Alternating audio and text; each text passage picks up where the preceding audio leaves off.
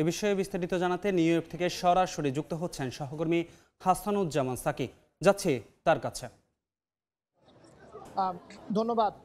যুক্তরাষ্ট্রের রাজনীতিতে কোনো অঘটনই যেন এখন আর বাকি নেই। চারদিকে কিন্তু নিরাপত্তা জোরদার করা হয়েছে। আপনি দেখছেন যে ঘটনা ঘটেছে যুক্তরাষ্ট্রের পেনসিলভেনিয়া অঙ্গরাজ্যের বাটলার শহরে, যেখানে আজকে বিকেল বেলায়, আজ যে শনিবার, সেই শনিবার বিকেল বেলায় সেখানে ট্রাম্পের রিপাবলিকান দলের যে নির্বাচনী জনসমাবেশ ছিল, সেই নির্বাচনী জনসমাবেশ কিন্তু শান্তিমতোই চলছিল এবং সব কিছু মিলিয়ে যখন ট্রাম্প সর্বশেষ তিনি ভাষণ দিতে উঠলেন, ঠিক সেই সময় তিনি ভাষণ দিয়েছেন।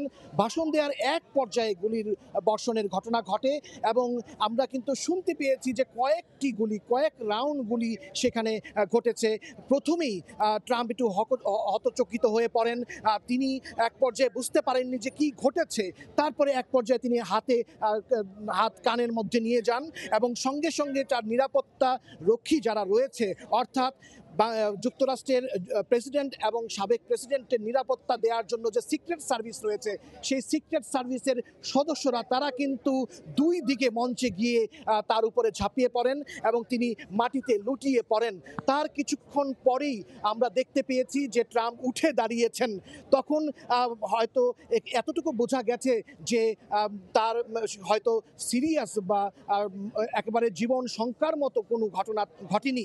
তবে এখনো পর্যন্ত পরিষ্কার নয় যে হামলাকারী কে, কেন হামলাটা করেছে এবং এই যে কানের মধ্যে আমরা রক্ত দেখতে পেয়েছি ডোনাল্ড ট্রাম্পের, সেই কানের মধ্যে গুলি লেগেছে নাকি কানের পাশ দিয়ে গুলি লেগে বেরিয়ে গেছে, সেই সব নানান বিষয় নিয়ে কিন্তু এখন অনুসন্ধান চলছে। যুক্তরাষ্ট্রের রাজনীতিতে এর আগে যে সংসদ ভবন, এখানে ক্যাপিটল হিল, সেই ক্যাপিটল হিলের হামলার ঘটনা ঘটেছে। যুক্তরাষ্ট্রের সামাজিক পরিস্থিতি, যে রাজনৈতিক পরিস্থিতি, সেই পরিস্থিতি অত্যন্ত বেসামাল এবং অস্থির এবং প্রতি মুহূর্তে এখানে বন্দুক হামলার ঘটনা ঘটছে। প্রতিদিন অসংখ্য বন্দুক হামলার ঘটনায় মানুষের মৃত্যু হচ্ছে। কিন্তু এই বন্দুক হামলার ঘটনা যে প্রেসিডেন্ট এবং সাবেক প্রেসিডেন্টের মধ্যে তাদের নির্বাচনী জনসভায় যে এই ঘটনা ঘটবে, এটি কিন্তু কেউ কোনোদিন ভাবতে পারেনি। তো সেইখানে এই যে আজকে নির্বাচনী সমাবেশে গুলির ঘটনা এবং সাবেক প্রেসিডেন্টকে লক্ষ্য করে গুলি, এটির মধ্য দিয়ে যুক্তরাষ্ট্রে যে আগামী দিনগুলোতে যুক্তরাষ্ট্রের যে সহিংসতা এবং নির্বাচনী যে পরিস্থিতি, সেই পরিস্থিতিতে যে আরও উত্তাল হবে, এই বিষয়টি নিয়ে কিন্তু কারোর মধ্যে কোনো শঙ্কা নেই। কিন্তু আশঙ্কা বেড়েছে জনসাধারণের মধ্যে যে ট্রাম্পকে যে আজকে গুলি করা হয়েছে, সেই গুলির ঘটনায় এখন সর্বত্র মানুষের মধ্যে আতঙ্ক বিরাজ করছে। যুক্তরাষ্ট্রের বিভিন্ন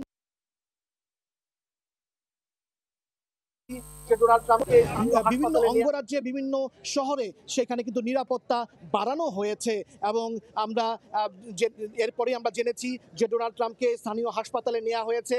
তিনি এখনো পর্যন্ত শঙ্কামুক্ত রয়েছেন বলেই আমরা জেনেছি এবং এই ঘটনার পর সাবেক president Bill Clinton, Hillary Clinton, যিনি এক সময়ে ডোনাল্ড ট্রাম্পের বিরুদ্ধেই নির্বাচনে দাঁড়িয়েছিলেন, প্রেসিডেন্ট এবং ভাইস প্রেসিডেন্ট কমলা হ্যারিস, সবার মধ্যেই কিন্তু সবাই কিন্তু ইতিমধ্যে স্টেটমেন্ট দিয়েছেন, রাজনৈতিক ভাষ্য দিয়েছেন।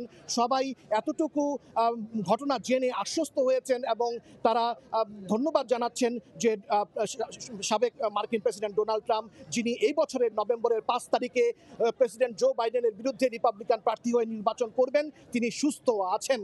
এই ছিল আমার কাছে এখন পর্যন্ত এই যে পেনসিলভেনিয়ার বাটলার শহরে সাবেক মার্কিন প্রেসিডেন্ট ডোনাল্ড ট্রাম্পের উপরে গুলি বর্ষণের ঘটনা, সেই ঘটনার সর্বশেষ।